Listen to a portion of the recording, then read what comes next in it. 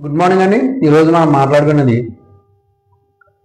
Pithapuram ex MLA Varma గారు. ఆయన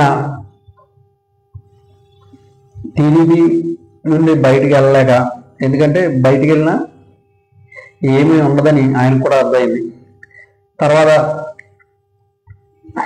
175 నియోజకవర్గాలు పెంచితే 225 అయినప్పుడు నాకు నియోజకవర్గం వస్తుంది, 2020లో పెంచాను అంటున్నారు కాబట్టి నాకు నియోజకవర్గం వస్తుంది అన్న ఉద్దేశంతో టీడీపీలో ఉన్నాడు ఆయన.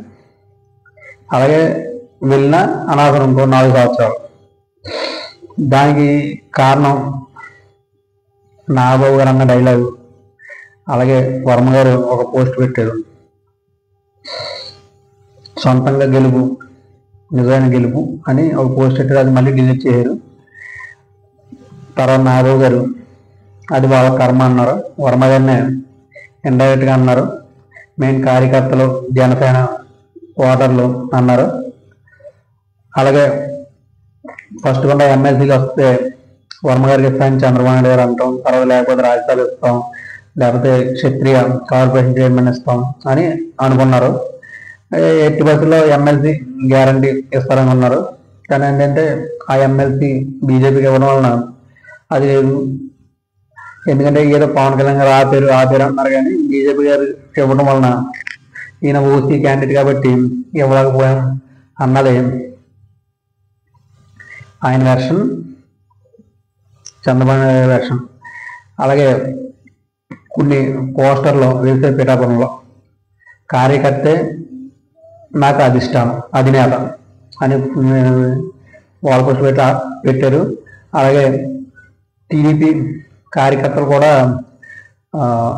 అక్కడికి ఉన్న కార్లకి, క్యాన్వాసింగ్ కార్లకి టీడీపీ జెండాలను అవి తీసేయడం ఇవన్నీ సోషల్ మీడియాలో ఉన్నాయి.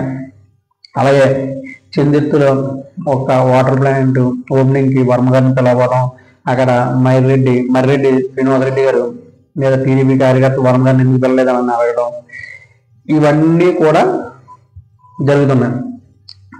ఒరిజినల్గా స్ట్రాంగ్ ఓట్ బ్యాంకు బలం ఉన్న వ్యక్తి వర్మ గారు. దీంట్లో 100% తేడా లేదు. ఎందుకంటే ఆయన 2014లోనే 47,000 ఓట్లు 47,000 ఓట్లతో నగ్గాడు. ఇది ఇప్పుడు పవన్ కళ్యాణ్ గారు పోటీ చేసినా నగ్గినా అంత 70,000 మ్యాచ్ రాదు, తగ్గించారు. ఎందుకంటే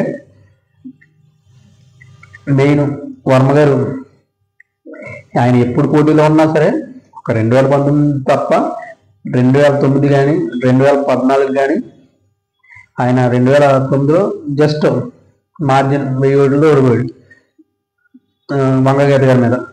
2014లో ఇండిపెండెంట్ గెలిచారు, టీడీపీ టికెట్ అవ్వకపోతే. తర్వాత 2019లో జగన్ గారు వేవాళ్ళ అక్కడ మళ్ళీ 15,000 ఓట్లతో ఓడిపోయాడు. ఇలా డిఫరెంట్ కమ్యూనిటీలు, బీసీ కమ్యూనిటీలు, ఓసీ కమ్యూనిటీలు ఉన్న నియోజకవర్గం అది. ఆ నియోజకవర్గంలో బీసీ కమ్యూనిటీ ఎక్కువగా వర్మ గారికి పట్టుంది. ఇదే కంటిన్యూ అవుతే నియోజకవర్గాలు పెరిగితే 100% ఈయనకి ఒక నియోజకవర్గం కేటాయిస్తారు. పవన్ కళ్యాణ్ గారికి ఒక నియోజకవర్గం కన్ఫర్మ్ అయిపోద్ది. ఇంకా ఆయన ఇప్పుడు కుప్పంలో టీడీపీ చంద్రబాబు నాయుడు గారు ఎలా ఉన్నారు, పులివెందుల్లో జగన్మోహన్ రెడ్డి గారు ఎలా ఉన్నారు, అలాగే పిఠాపురంలో పవన్ కళ్యాణ్ గారు కంటిన్యూ అయిపోతారు. ఇది ఆ ఉద్దేశంతో ఇంకా టీడీపీలో ఉన్నారు ఆయన. నెక్స్ట్ వెళ్ళిపోయినా సరే 4 సంవత్సరాలు పోయిన తర్వాత ఎందుకంటే వైసీపీకి అక్కడ స్ట్రాంగ్ క్యాండిడేట్ వంగగీత గారు ఉన్నా, కానీ వర్మ గారు ఇంకా కొంచెం స్ట్రాంగ్. వైసీపీ వాళ్ళు రామన్నారు, కానీ నేను వెళ్ళరు, ఎందుకంటే టీడీపీలో ఉన్నారు, టీడీపీలో ఉంటానని చెప్తున్నారు ప్రతి విషయంలోనూ. అందుకని ఈయన మాత్రం టీడీపీ గెలుపుకే సహకరిస్తారు. 2029 ఎలక్షన్లో ఈయన నియోజకవర్గాలు పెరుగుతాయి కాబట్టి ఇంకా సపరేట్ నియోజకవర్గం ఇచ్చి 100% అక్కడ టీడీపీ తరఫున పోటీ చేస్తారు. పవన్ కళ్యాణ్ గారు జనసేన తరఫున పోటీ చేస్తారు.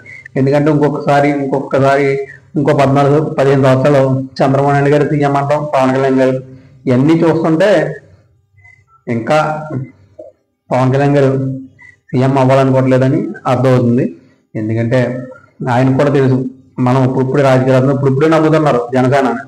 అందుకని 100% ఆయన ఈ వేళ కాకపోయినా రేపన్నా సరే ఆయన అయ్యే అవకాశం ఉంటుంది. ఇలాగే సేమ్ కంటిన్యూగా చేస్తుంటే పార్టీని ఇలాగే నడిపించుంటారు. డబ్బులు లేకపోయినా సరే పవన్ కళ్యాణ్ పార్టీని నడిపించుకుంటూ వెళ్ళారు.